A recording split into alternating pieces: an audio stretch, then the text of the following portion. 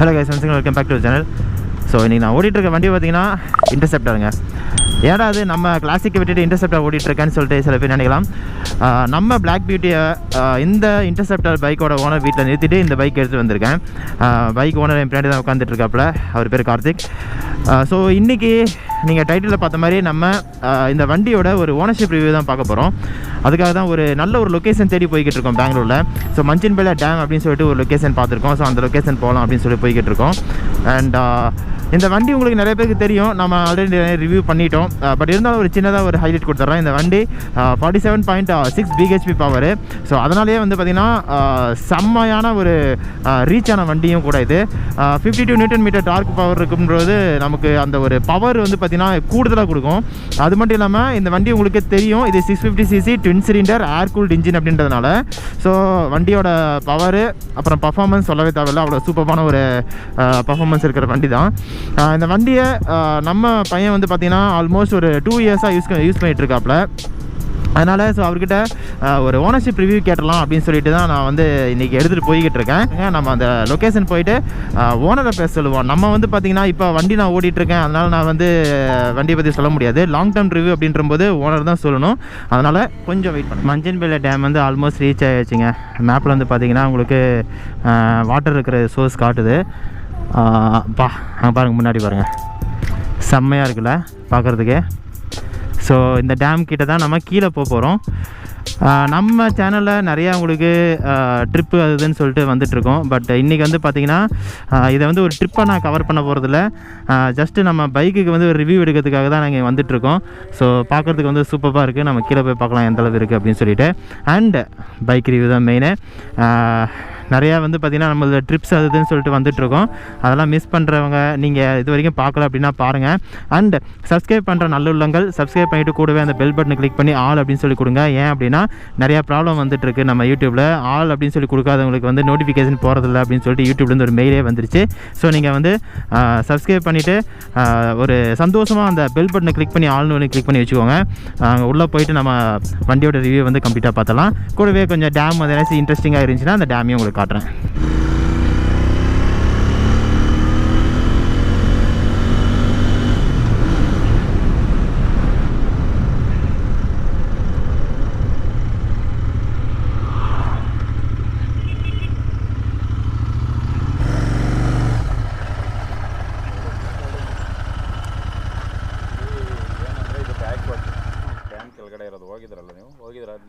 ಇಲ್ಲ ಹೋಗಿಲ್ಲ, ಇದೇ ಫಸ್ಟ್ ಟೈಮ್ ಬರ್ತಾ ಇದ್ದೀವಿ.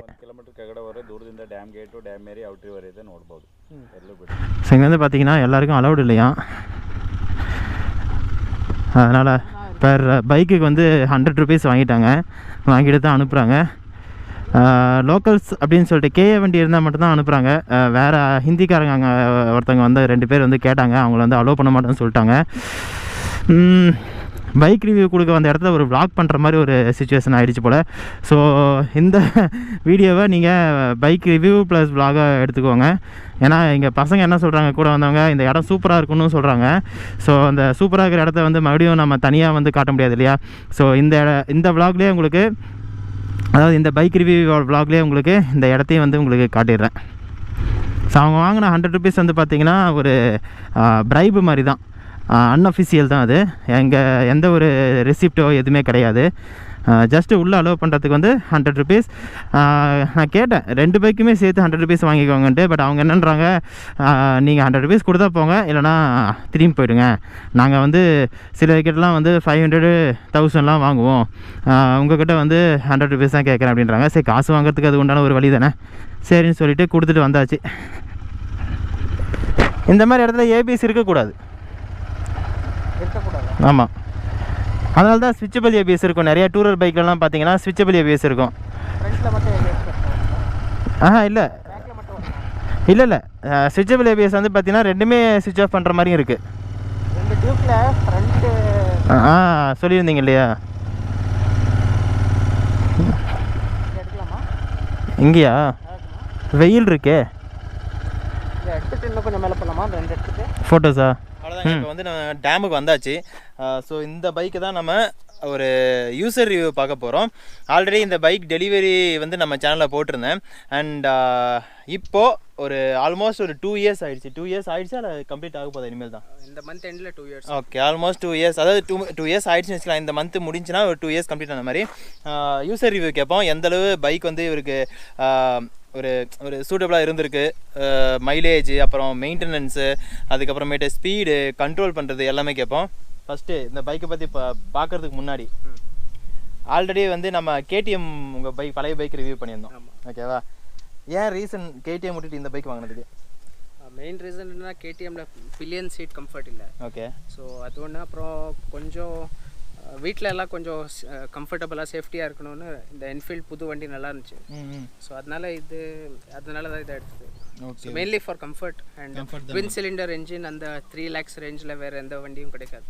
ஓகே, ஸோ அதான் மெயின் ரீசன். கண்டிப்பாக நீங்கள் நிறையா ரிசர்ச் பண்ணியிருப்பீங்களே இந்த பைக் எடுக்கிறதுக்கு முன்னாடி. ஸோ என்னென்ன பைக்கை நீங்கள் கம்பேர் பண்ணீங்க இந்த பைக் வாங்குறதுக்கு முன்னாடி? இது வாங்குறதுக்கு முன்னாடி 650cc நிஞ்சா பார்த்துட்டு இருந்தோம். Z650, ninja 650. ஸோ அது ஆக்சுவலாக பட்ஜெட் விட கொஞ்சம் அதிகமாக இருந்துச்சு ரேட்டு. ஸோ அப்போ தான் இந்த பைக் லான்ச் ஆச்சு. இது ஒரு 3 lakhs ரேஞ்சில் ஒரு பெஸ்ட் பைக்காக இருந்துச்சு. ட்வின் சிலிண்டர் என்ஜின் வேறு இந்த ப்ரைஸ் ரேஞ்சில் வேறு எந்த வண்டியும் இல்லை. ஸோ இப்போ 2 இயர்ஸ் ஆச்சு இந்த பைக் லான்ச் ஆகி. இப்போ பார்த்தீங்கன்னா கூட இந்த ரேஞ்சில் இந்த வேல்யூ ஃபார் மணி எந்த பைக்கும் கிடைக்காது. அது வேணா உண்மைதான். பட் சர்வீஸ் காஸ்ட்லாம் எப்படி கம்பேரிட்டிவ்லி நீங்கள் சரி நிஞ்சா கம்பேர் பண்ணும்போது இதோட சர்வீஸ் காஸ்ட்? நிஞ்சா கம்பேர் பண்ணும்போது ரொம்ப கம்மி தான் service cost. For 650cc engine service cost பார்த்தீங்கன்னா அவ்வளோ காஸ்ட்லியாக ஒன்றும் இல்லை. ஒரு 3,000-3,500 rupees அந்த ரேஞ்சில் ஆகும் சர்வீஸ். அப்புறம் இன்னொரு நல்ல விஷயம் என்னென்னா இந்த சர்வீஸ் இந்த மற்ற என்ஃபீல்ட்ஸ் மாதிரி 3,000 kilometersக்கு கிடையாது. 1 year once or for every 10,000 kilometers தான் இன்ஜின் ஆயில் சேஞ்ச் பண்ணுவாங்க. 6 months once டாப் அப் மட்டும்தான் பண்ணுவாங்க. Full engine oil change per year or 10,000 kilometers. ஆனால் அது சூப்பர் ஈஸியும் இல்லை. 10,000 ஒன்ஸ் பண்ணுறது வந்து யூஸ்வலாக கார்ஸில் தான் அந்த மாதிரி பார்ப்போம். ஆமாம். கம்ஃபர்ட் லெவல் எப்படி இதில் உங்களுடைய எக்ஸ்பீரியன்ஸ்லாம் சொல்லணும். என்னோட எக்ஸ்பீரியன்ஸில் ஹேண்டில் பார்ஸ் அந்த பொசிஷன், சீட்டிங் பொசிஷன் எல்லாமே நல்லா இருக்கு. ஆனால் வர ஸ்டாக் சீட்ஸ் அவ்வளோ நல்லா இல்லை. ரொம்ப சாஃப்டாக இருக்கிறதுனால அந்த ஸ்டாக் சீட்ஸில் ஓட்டுறது ஹைவேல அவ்வளோ கம்ஃபர்டபுளாக இல்லை. ஸோ அதனால தான் நான் இந்த சீட்ஸ் மாடிஃபை பண்ணியிருக்கேன். ஸோ மாடிஃபை பண்ணணும். இன்டர்செப்டர் வாங்கினா சேஞ்ச் பண்ணால் கொஞ்சம் கம்ஃபர்டபுளாக இருக்கும். சிட்டியில் ஓட்டலாம், ஹைவேல ஓட்டணும்னா கொஞ்சம் சேஞ்ச் பண்ணி தான். அப்புறம் இதில் வந்து மைலேஜ் எவ்வளோ? மெயின் ரீசன் வந்து கேட்கறதுக்கு என்னன்னா 650cc இல்லையா? 650cc வந்து மைலேஜ் வந்து பார்ப்பாங்க நிறைய பேர். ஸோ மைலேஜ் எவ்வளோ கிடைக்குது? 650cc மைலேஜ் நீங்கள் 35 அந்த மாதிரியெல்லாம் எக்ஸ்பெக்ட் பண்ண முடியாது. சிட்டியில் ஒரு 22-23 வரும். ஹைவேல பார்த்தீங்கன்னா 27-28 கிட்ட டச் ஆகும். 27 ஹைவே 27 கிட்ட வரும். நீங்கள் ஒரு 100-110 அந்த ஸ்பீடில் மெயின்டைன் பண்ணிங்கன்னா கண்டிப்பாக ஒரு 26 அந்த ரேஞ்சில் வரும். ஓகே சரி. இதில் வந்து இப்போது ட்வின் எக்ஸாஸ்ட் இருக்கு இல்லையா? ஆமாம். இது வந்து ரொம்ப சில்லியாக இருக்குது இந்த கொஸ்டின். ஃபீல் எப்படி இருக்குது? ஏன்னா ஒரு நார்மலாக வந்து சிங்கிள் எக்ஸாஸ்ட்டில் வண்டி ஓட்டுறவங்களுக்கு வந்து ட்வின் எக்ஸாஸ்ட் ஓட்டும்போது அது ஏதோ சம்திங் ஒரு ஃபீல் இருக்கும் இல்லையா? நீங்கள் எதாவது ஃபீல் பண்ணியிருக்கீங்களா அந்த மாதிரி? கண்டிப்பாக. ட்வின் எக்ஸாஸ்ட் இது ஃபஸ்ட் டைம் நான் ஓட்டுறேன். ஸோ அந்த ட்வின் சிலிண்டரோட என்ஜின் அந்த எக்ஸாஸ்ட் காம்பினேஷன் இருக்கிறதுனால அந்த ஓட்டும் போது அந்த ஃபீலே ஒரு மாதிரி டிஃப்ரெண்ட் ஃபீலாக இருக்குது. நார்மல் இப்போ டியூக் ஓட்டியிருக்கேன்ல, டியூக் சிங்கிள் சிலிண்டர் என்ஜின், ஆனாலும் அது பவரெல்லாம் நல்லா இருக்குது. ஆனால் இந்த ட்வின் சிலிண்டர் ஓட்டுற மாதிரி அந்த ஃபீலே வேறு. ஆனால் டியூக் இது ஆல்மோஸ்ட் சிமிலர் பவர் தானே? அதுவும் 47, இதுவும் 47. அது 43 நினைக்கிறேன் எக்ஸாக்டாக. 43. இது 47. டியூக் என்ன சிசி? அது டியூக் 390cc. ஓகே. ஆனாலும் அது பவரெல்லாம் நல்லா இருக்கு டியூக். ஆனால் இப்போது 120-130 மேலே போனீங்களா அந்த இன்ஜின் ஆர்பிஎம் ஹையர் எண்டில் இருக்கும். அப்புறம் அந்த இன்ஜின் ஸ்ட்ரெஸ்ஸாக இருக்கிறது ஃபீல் ஆகும் உங்களுக்கு. ஸோ இது ட்வின் சிலிண்டர்ன்றதுனால நீங்கள் ஹை ஸ்பீடில் போகும்போது கூட அந்த ரிலாக்ஸாக போகும் வண்டி. சூப்பர். எவ்வளோ டாப் ஸ்பீடு? ஒரு 160 கிட்ட பண்ணியிருக்கேன். ஓகே. இன்னொன்று டாப் ஸ்பீடு போகணும் அப்படின்றத வந்து எந்த அளவு சேஃப்டியாக வந்து பண்ணணும்? ஏன்னா நம்ம வந்து எல்லாம் நிறைய பேர் சொல்லிடுவாங்க. நானே வந்து பார்த்தீங்கன்னா நிறைய பேர் வீடியோவில் பார்த்துருக்கேன், எல்லாம் டாப் ஸ்பீடு சொல்லுவாங்க. அதை பார்த்துட்டு நிறைய பேர் சேஃப்டி கேஸ் இல்லாமல் டாப் ஸ்பீடு போயிட்டு கீழே விழுறது, ஆக்சிடென்ட் ஆகுறது அந்த மாதிரிலாம் நடக்குது. ஸோ நீங்கள் டாப் ஸ்பீடு ஏன்னா டியூக்லேயும் வந்து பார்த்தீங்கன்னா 152 154 வித் பில்லியனில். ஸோ அந்த பாயிண்ட் நான் இன்னும் மறக்க மாட்டேன். 154 வித் பில்லியன் சொன்னது. ஸோ எந்தளவு சேஃப்டி கியர்ஸோடு அவங்க போகணுன்னு நினைக்கிறீங்க? ஏன்னா ஒரு யூஸராக நீங்கள் சொல்லணும். ஏன்னா நம்ம வந்து நாங்கள் மோட்டோ விளாகர், நாங்கள் வந்து சொல்கிறோம் நான் டாப் ஸ்பீடில் போனேன், நான் சேஃப்டி கியர் போட்டு போகிறேன் அப்படின்னு சொல்லி அவங்க நினைப்பாங்க நீ மோட்டோ விளாகரு போட்டு போகிற அப்படின்னு சொல்லிட்டு. நீங்கள் ஜஸ்ட்டு நார்மலாக வந்து ஒரு எந்தூசியாஸ்ட், அதாவது மோட்டார் சைக்கிள் ஒரு ரைடிங் எந்தூசியாசம்லாம் இருக்க ஒரு ஆள். ஸோ உங்களுடைய எக்ஸ்பீரியன்ஸ்லேருந்து எந்த அளவு அவங்க வந்து சேஃப்டி கியர்ஸோட போகணும் அப்படின்னு சொல்லுங்கள். இல்லை, டாப் ஸ்பீட் அட்டெம்ப்ட் பண்ணுறது பெரிய விஷயம் இல்லை. நீங்கள் போகும்போது ஃபஸ்ட் மெயினாக ஒரு நல்ல ஹெல்மெட் இருக்கணும், ரைடிங் ஜாக்கெட் இருக்கணும், நீ கார்டு போட்டுக்கணும். அப்புறம் மெயின் திங் என்னென்னா, நீங்கள் எந்த ரோட்டில் டாப் ஸ்பீட் அட்டெண்ட் பண்ணுறீங்களோ அந்த ரோடை பற்றி தெரிஞ்சிருக்கணும். உங்களுக்கு முன்னாடியே ட்ராவல் பண்ணியிருந்தா அந்த ஸ்பீட் பிரேக்கர் எங்கே இருக்குது, பாட் ஹோல்ஸ் எங்கே இருக்குது, ஒரு ஐடியா இருக்கும். அட்லீஸ்ட் அது சூப்பர் பாயிண்ட். ஒரு கான்ஃபிடென்ஸாக கொஞ்சம் அட்டெம்ட் பண்ணலாம் அட்லீஸ்ட். யூஸ்வலாக டாப் ஸ்பீட் அட்டெண்ட் பண்ணுறதே இந்தியன் ரோட்ஸில் தப்பு தான். ஏன்னா நீங்கள் ரூல்ஸ் எல்லாம் நம்ம எவ்வளோ ஃபாலோ பண்ணுறாங்க இங்கே. ஸோ அது இன்னொரு விஷயம், எங்கே வந்து போத்தோல் இருக்குன்னு தெரியாது. ஆமாம், அதான் ரோடு தெரிஞ்ச ரோடாக இருந்தால் நீங்கள் டைம் பார்த்துக்கிட்டு வேணும்னா அட்டெண்ட் பண்ணலாம் வித் சேஃப்டி கியர். அதுவும் அப்பப்போ பண்ணுறது தப்பு. நீங்கள் ஹைவே ஸ்பீட்ஸ் ஒரு 80-100 மெயின்டைன் பண்ணி போனால் அதே நல்லதுன்னு நினைக்கிறேன். ஓகே. சரி, இந்த பைக்கில் வேற என்ன வந்து ப்ரோஸ் அண்ட் கான்ஸ் மட்டும் இப்போ டிஸ்கஸ் பண்ணலாம். ஃபர்ஸ்ட் ப்ரோஸ் சொல்லுங்கள், என்னென்ன ப்ரோஸ்? மெயின் ப்ரோனா இதில் இந்த இன்ஜின் 650cc இன்ஜின். மற்ற ராயல் என்ஃபீல்ட்ஸ் மாதிரி இந்த வைப்ரேஷன்ஸ் அதெல்லாம் ஒன்றுமே இருக்காது, ரொம்ப ஸ்மூத்தாக இருக்கும் இன்ஜின். அப்புறம் அந்த பவர் டெலிவரி நல்லா லீனியராக இருக்கும், இன்சிலிண்டர் ஓட்டுற ஃபீல் வரும் ஓட்டும்போது. அதுக்கு அடுத்தது பிரேக்ஸ். இதோட என்ஃபீல்டு இன்ஜின்ஸ்லேயே, என்ஃபீல்டு பைக்ஸ்லேயே இதில் தான் ரொம்ப பெஸ்ட் பிரேக்ஸ் இருக்குதுன்னு சொல்லுவேன். இந்த ஸ்டாப்பிங் பவர் ரொம்ப நல்லாயிருக்கு. அப்புறம் ஏபிஎஸ் கூட ரொம்ப நல்லா வேலை செய்யும் இதில். ஸோ அதை விட்டிங்கன்னா டயர்ஸ், இது BS4 இன்ஜின் என்னோடது. ஸோ இதில் பிரெலி ஃபேண்டம் டயர்ஸ் கொடுத்துருக்காங்க. ரொம்ப கிரிப் சூப்பராக இருக்குது, டயரோட கிரிப். ஸோ அப்புறம் ஸ்போக் வீல்ஸ் கொடுத்துருக்காங்க. ஸோ அதனால் உங்களுக்கு அன்ஈவன் ரோட்ஸில் போனால் கூட இந்த அலாய் வீல்ஸ் பிரேக்கிங் இஷ்யூ அது இது இருக்கும்ல, அந்த தலைவலி எல்லாம் இல்லை. கரெக்டாக. ஜஸ்ட் வந்து ஸ்போக்ஸில் வந்து சின்ன சின்ன மைனராக ஒரு ஒர்க் பண்ணால் அது சரியாயிடும். ஸோ இதெல்லாம் ப்ரோஸ்ன்னு சொல்லுவேன். ஸோ கான்ஸ் பற்றி சொல்லணுன்னா, இந்த வண்டியோட சீட் ஸ்டாக் சீட் அவ்வளோ கம்ஃபர்டபுளாக இருக்குது, ரொம்ப சாஃப்டாக இருக்குது. ஸோ இப்போது நீங்கள் பில்லியன் யாராவது உட்காந்து போனீங்கன்னா ஒரு 1/2 hour அப்புறம் அப்படியே நீங்கள் ஃபீல் பண்ணலாம் சீட் உள்ளே போகிற மாதிரி. ஸோ அது ஒரு. அப்புறம் ஓவர் சாஃப்டாக இருக்குன்றீங்க? ஓவர் சாஃப்டாக இருக்குது. ஓகே. ஸோ அப்புறம் இன்னொன்று, இந்த வண்டியில் டியூப்லெஸ் டயர் கொடுத்துருக்காங்க, பட் ஸ்போக்ஸ் இருக்கிறதுனால வித் டியூப் கொடுத்துருக்காங்க. ஸோ அதனால் உங்களுக்கு இன்கேஸ் பஞ்சர் ஆச்சுன்னா ரொம்ப கஷ்டம். ஹெவி வண்டி வேறு, பெரிய ட்ராபேக்ல 210 kilos கிட்ட இருக்குது வண்டி. ஸோ பஞ்சர் ஆச்சுன்னா ரொம்ப கஷ்டம். ரோட் சைடு அசிஸ்டன்ஸ் இல்லைன்னா உங்களுக்கு ரொம்ப ப்ராப்ளம் ஆகிடும். ஸோ அதை விட்டு மூணாவது சொல்வேன்னா, இந்த வண்டியோட ஹெட்லைட். ஸ்டாக் ஹெட்லைட் ஓகே, ஆனால் நைட் டைமில் அவ்வளோ இலுமினேட் பண்ணாது ரோட. ஸோ ஆஃப்டர் மார்க்கெட் லைட்ஸ் போட்டால் நல்லது. ஸோ இதெல்லாம் தான் கான்ஸ்ன்னு சொல்வேன். இதை விட்டால் ஹீட்டிங், ஆக்சுவலாக நான் டியூக்லேருந்து அப்கிரேடாக இருக்கேன். இதுக்கு டியூக்கில் லிக்விட் கூல்ட் இன்ஜின் இருக்குது, பட் ஸ்டில் அந்த வண்டி ரொம்ப ஹீட்டிங் ஆகும். அப்புறம் ஸ்டாப் அண்ட் கோ டிராஃபிக்கில் போகும்போது அப்பப்போ ஸ்விட்ச் ஆஃப் ஆகும், ஸ்டால் ஆகும் இன்ஜின். இந்த வண்டி ஏர் கூல்ட் தான், பட் என்ஃபீல்டு ரொம்ப நல்லா பண்ணியிருக்காங்க. இதில் அவ்வளோ ஹீட் உங்களுக்கு ஃபீலே ஆகாது. ரொம்ப ஹெவி டிராஃபிக்கில் போகும்போது மட்டும்தான் கொஞ்சம் ஃபீல் ஆகும், பட் ஸ்டில் ஆனால் பர்ஃபார்மன்ஸ்லாம் இன்னும் இம்பாக்ட் ஆகாது. ஸோ ஹீட்டிங் மேஜர் இஷ்யூவாக தோணல எனக்கு. ஓகே. வண்டியில் வந்து நீங்கள் என்னென்ன சேஞ்சஸ் பண்ணிக்கீங்க? Changes in the sense extra modifications. So modification அக்சசரிஸும் சேர்த்து வச்சுக்கலாம். நீங்கள் நான் பார்த்துருக்கேன் நம்ம வண்டி வாங்கும்போது என்னென்ன நீங்கள் அக்சசரிஸ் போட்டிங்கன்ட்டு. ஸோ அதுவும் இன்க்ளூட் பண்ணி சொல்லுங்கள். ஷூர். ஃபர்ஸ்ட் ஒன், இந்த சீட், இந்த ஸ்டாக் சீட்டை கம்ப்ளீட்டாக மாற்றி அதில் கொஞ்சம் எக்ஸ்ட்ரா பேடிங் போட்டு ஹைட் இன்க்ரீஸ் பண்ணி இப்போ இது ஒரு சீட் மாடிஃபை பண்ணியிருக்கேன். அது கூட இந்த ஒரு பேக் ரெஸ்ட் போட்டிருக்கேன். ஸோ இந்த பேக் ரெஸ்ட் இருக்கிறதுனால இந்த ஹை ஸ்பீட்ஸில் போகும்போது பில்லியனுக்கு நர்வஸாக ஃபீல் ஆகாது. ஸோ அது ஒன்று. அப்புறம் பில்லியன் கம்ஃபர்ட்டுக்காக அது விட்டால் இந்த பேக் ரெஸ்ட் ஒன்று போட்டிருக்கேன். டாப் பாக்ஸ் ஏதாவது ஃபியூச்சரில் வாங்கினோன்னா இதில் இன்ஸ்டால் பண்ணிக்கலாம். ஜஸ்ட் ஒரு மைனர் மாடிஃபிகேஷன். இந்த ஃபுட் பெக்ஸ் ஓட ஒரு லெக் வைக்கிறதுக்கு ஒரு சின்ன சப்போர்ட் மாதிரி. இது வரலையா ஃபஸ்ட்டு? இது வரல. ஓகே. இது வந்து நம்ம ராயல் என்ஃபீல்டில் போட்ட அது அப்போ போட்டதா வெளியே போட்டு? இல்லை, வெளியில் போட்டது. இது ஆஃப்டர் மார்க்கெட்.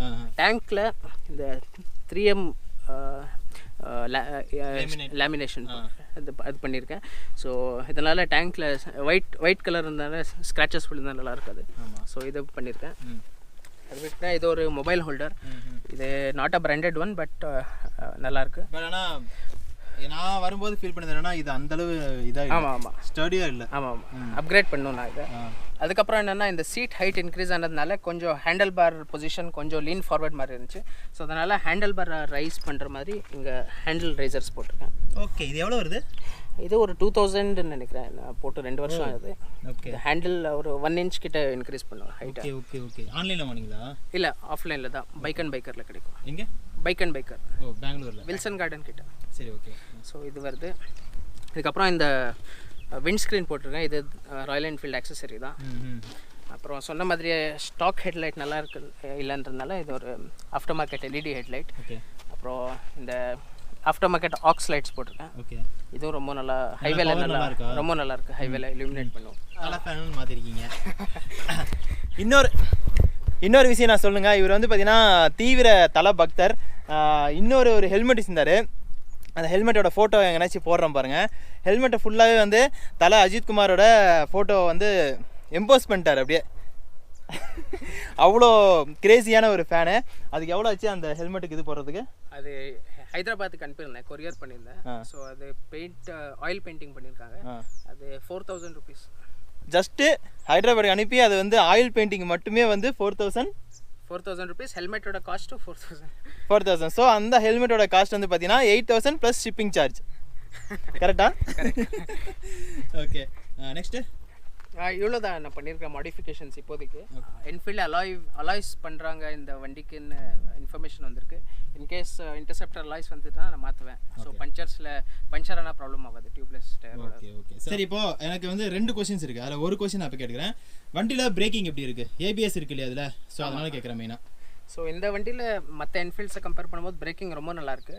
ஸோ ஏபிஎஸ் கூட ரொம்ப நல்லா வேலை செய்யும். சில பைக்ஸ்லலாம் பார்த்தீங்கன்னா நீங்கள் கொஞ்சம் லைட்டாக பிரேக் பண்ணாலே அந்த ஏபிஎஸ் ஆக்டிவேட் ஆகிறத உங்களுக்கு ஃபீல் பண்ணலாம். ஸோ இதில் அந்த மாதிரி இல்லாமல் வெறும் எமர்ஜென்சி பிரேக்கிங்கில் மட்டும்தான், ஒரு நீங்கள் வெட் சர்ஃபேஸில் கொஞ்சம் ஹார்ட் பிரேக்கிங் பண்ணுறீங்க அந்த மாதிரி டைமில் மட்டும்தான் உங்களுக்கு ஏபிஎஸ் ஃபீல் ஆகும். ஆனால் அதுதான் கரெக்ட். ஆக்சுவலாக அதான் ஹார்டாக வந்து நம்ம கிளிக் பண்ணும்போது தான் அந்த ஏபிஎஸ் வந்து கிளிக் ஆகும். கரெக்ட். இல்லைனா வந்து அது வீல்ஸ் லாக் ஆகும்போது ஏபிஎஸ் ஆக்டிவேட் ஆனால் அதில் ஏதோ பாயிண்ட் இருக்குது. சும்மா ஏபிஎஸ் ஆக்டிவேட் ஆகிறதுல. ஸோ அது சரியில்லை. ஸோ அப்படி பார்த்தா இந்த வண்டியில் பிரேக்கிங் ரொம்ப நல்லா இருக்குன்னு சொல்லலாம். கான்ஃபிடென்ட்டாக இருக்குது. Okay, super. சரி, செகண்ட் கொஸ்டின். ஆல்ரெடி நீங்கள் சொல்லிட்டீங்க இது வந்து பார்த்தீங்கன்னா கம்பேரிட்டிவ்லி நல்லா இருக்குது அப்படின்னு சொல்லிட்டு, அதாவது நிஞ்சா கம்பேர் பண்ணும்போது கூட இது நல்லா இருக்குது, காஸ்ட் எஃபெக்டிவ் அப்படின்னு சொல்லிட்டீங்க.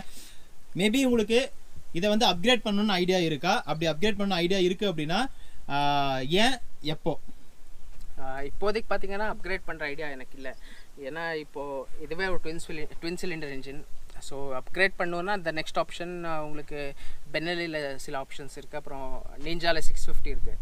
ஸோ அந்த ரேட்டெல்லாம் பார்த்தீங்கன்னா எதர் மோர் தென் 5 lakhs ஆர் 6 lakhs 7 lakhs கிட்ட இருக்குது. ஸோ அப்புறமா அந்த பைக் வாங்கினாலும் கூட உங்களுக்கு அந்த அளவுக்கு அந்த அப்கிரேட் ஆயிருக்கோன்ற ஃபீல் வராது. ஸோ எனக்கு பார்த்தீங்கன்னா இந்த ப்ரைஸ் செக்மெண்ட்டில் ட்வின் சிலிண்டர் இன்ஜின் கொடுக்குறாங்க. So I am already very happy with it. Happy customer. So அதனால் இப்போதைக்கு அப்கிரேட் பண்ணுற ஐடியாஸ் இல்லை. Okay, super. ஸோ இந்த வண்டி வாங்கணும்னு யாராச்சும் இந்த வீடியோ பார்த்துட்டு இருப்பாங்க. ஏன்னா ஓனர்ஷிப் ரிவ்யூ அப்படின்னாவே ஓனரோட ரிவ்யூ எப்படி இருக்குது அப்படின்னு சொல்லி பார்க்கறதுக்காக தான் மெயினாக வருவாங்க. ஏன்னா மேபி நம்ம வாங்கலாமா வேணாமான்னு சொல்லிட்டு. What you will recommend? டெஃபினட்டாக உங்களுக்கு ப்ரீவியஸ்லி பைக்கிங் எக்ஸ்பீரியன்ஸ் இருக்குது, ஒரு அட்லீஸ்ட் ஒரு 200-250 cc பைக் ஓட்டிருக்கீங்க, அப்கிரேட் பண்ணணும்னு நினச்சிங்க, ஒரு 3 lakhs பட்ஜெட் இருக்கு உங்ககிட்டனா பெஸ்ட் ஆப்ஷன். டைரெக்டாக ஃபஸ்ட்டுக்கு இதுக்கு ரெக்கமெண்ட் பண்ண மாட்டேன். டெஃபினட்டாக ஆகாது. ஏன்னா ஃபர்ஸ்ட் ஒன் ஹெவி பைக் இது, அப்புறம் ரொம்ப பவர்ஃபுல். ஸோ உங்களுக்கு அந்த எக்ஸ்பீரியன்ஸ் இல்லைன்னா கொஞ்சம் மேனேஜ் ஸ்டெப்பாக தான் வந்து இதுக்கு வரணும். கரெக்ட். நானே பார்த்தீங்கன்னா R15 ஸ்டார்ட் பண்ணி இப்போ தான் இதுக்கு வந்திருக்கேன். ஓகே. ஸோ அதனால் அட்லீஸ்ட் ஒரு செகண்ட் ஆர் தேர்ட் பைக்காக இருந்தால் ஓகே. அவ்வளோதாங்க. ஸோ ஒரு யூசர் எக்ஸ்பீரியன்ஸ், இவருடைய எக்ஸ்பீரியன்ஸ் வந்து நம்ம ஃபுல்லாக வந்து கேட்டாச்சு. அண்ட் தேங்க்யூ கார்த்தி, இன்றைக்கி எனக்கு டைம் ஸ்பெண்ட் பண்ணதுக்கும் தேங்க்யூ. ஏன்னா ரொம்ப நாளாக நம்ம பேசிகிட்டு இருக்கோம் கொடுக்கலாம். இது வந்து நாங்கள் ஆல்மோஸ்ட் ஒரு லாக்டவுன் முன்னாடிலேருந்தே பேசிகிட்டு இருக்கோம்ல, லாக்டவுன் முன்னாடியிருந்தே பேசிகிட்டு இருக்கோம். நம்ம வந்து ஓனர்ஷிப் ரிவ்யூ எடுக்கலாம், இன்னும் கொஞ்சம் சின்னதாக வந்து நாங்கள் பண்ணலான்ட்டு இருந்தோம் அந்த வண்டி வச்சு. பட் ஆனால் பண்ணலை, அந்த டைமிங் செட் ஆகலை. ஸோ உங்களுக்கு வந்து ஒரு ஹெல்ப்ஃபுல்லாக இருக்கும்னு நம்புகிறேன் இந்த வண்டி வாங்கணும்னு நினைக்கிறவங்களுக்கு. ஸோ இவர் கொடுத்த அட்வைஸ் தான். ஸோ அதுபடி நடந்துக்கோங்க. கண்டிப்பாக இந்த வண்டி வந்து ஒரு நெக்ஸ்ட் லெவலுக்கு நீங்கள் அப்கிரேட் பண்ணணும்னு நினச்சிங்க அப்படின்னா சூப்பரான பைக்கு. அண்ட் லாங் ட்ரிப்புக்கு வந்து சூப்பராக இருக்கும். இது லாங் ட்ரிப் போகும்போது, ஹைவேல போகும்போது வண்டி எதுனாச்சுன்னா இன்ஜின் வெயிட் ஃபுல்லாக சென்டரில் இருக்கு இல்லையா, ஏதாவது ஃபீல் ஆச்சா? ஏதாச்சும் சென்டர் இழுக்கிற மாதிரியோ இல்லை? எதுவும் கிடையாது. வண்டி பார்க்கிங் பண்ணும்போது இல்லை ஸ்டாப் அண்ட் கோ டிராஃபிக்கில் கூட உங்களுக்கு ஃபீல் ஆகாது வெயிட்.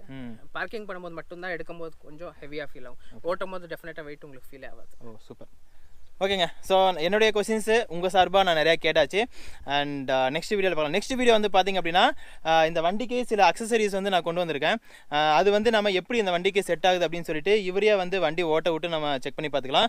அண்ட் பார்த்து எல்லாருக்கும் நன்றி. ஒப்பீனியனாக கமெண்ட் செக்ஷனில் கமெண்ட் பண்ணுங்கள். அண்ட் மறக்காமல் சப்ஸ்கிரைப் பண்ணிட்டு கூட இந்த பெல் பட்டனை கிளிக் பண்ணி ஆல் அப்படின்னு கொடுங்க. இதெல்லாம் நான் சொல்லவே மாட்டேன், இப்போ சொல்கிறதுக்கு நான் நிலமை வந்துருச்சு. ரீசன் என்னன்னு பார்த்தீங்கன்னா நம்ம யூடியூப்பில் இந்த பெல் பட்டன் கிளிக் பண்ணாமல் இருக்கிற யாருக்குமே வந்து நோட்டிஃபிகேஷன் போனதில்லை அப்படின்னு சொல்லிட்டு எனக்கு ஒரு வந்துருச்சு. ஒரு மெயில் வந்துருச்சு. ஸோ நோட்டிஃபிகேஷன் பில்லை கிளிக் பண்ணி ஆல் அப்படின்னு சொல்லி கொடுத்தீங்க அப்படின்னா நம்ம அப்கமிங் ட்ரிப் வீடியோஸ்லாம் உங்களுக்கு பார்க்குறதுக்கு ரொம்ப ஹெல்ப்ஃபுல்லாக இருக்கும். நிறைய பிளேசஸ் ஆல்ரெடி கவர் பண்ணியிருக்கேன். ஸோ அதுவும் வந்து நீங்கள் பிளேலிஸ்ட் போனீங்கன்னா உங்களுக்கு எல்லாமே வந்து ஒரு ஃபோல்டர் மாதிரி போட்டிருப்பேன். பாருங்கள், சூப்பராக இருக்கும். தேங்க்யூ. நெக்ஸ்ட் வீடியோ பார்க்கலாம். பாய்.